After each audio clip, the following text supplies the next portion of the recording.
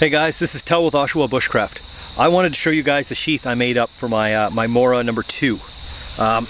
In the Bren gun pouch video, the review I did on the, or I'm sorry, I believe it's an SLR pouch now, I showed you how I mounted the sheath that my Mora came with to the side of that pouch. And it fits really nice there and carries well. The problem is my Mora then has to stay with my pack. It's attached to my pack. It doesn't just come off of there.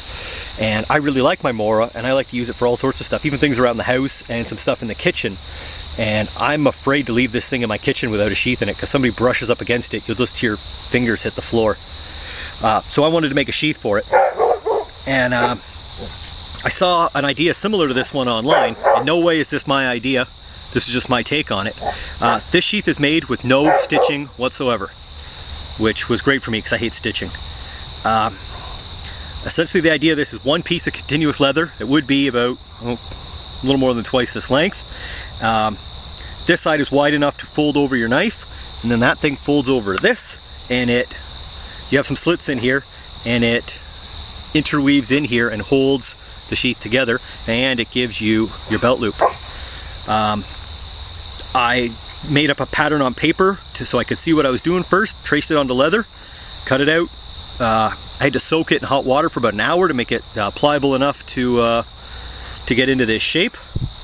And I wrapped my knife up in some masking tape and shoved it in here to dry. The masking tape was not only to protect it from the moisture, but so that when the leather shrinks a little bit, I'll still be able to get the knife in and out of it. And then when that was done, it was good and dry, I saturated this in molten beeswax, because I had some on the go for another project already. So it is saturated right through the leather with beeswax, which gave me this funny finish. The rest of the pieces I did, where are we here? There we are. Didn't do that. I don't know why it did that, but it looks rustic, it looks bushcrafty, it definitely belongs out here. Now the beeswax stuff's very cool. I've never worked with this before, but check this out.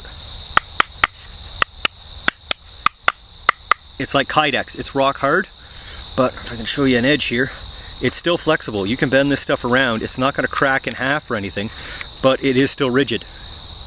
And again, when I wanted a sheath for this thing, I thought of all sorts of fancy designs I could do and options that I could put on it.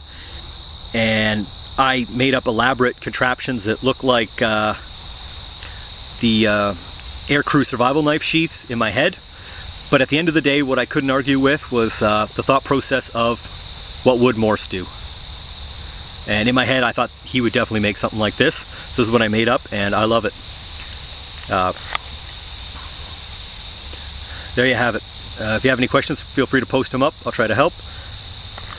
I definitely see myself making more of these in the future.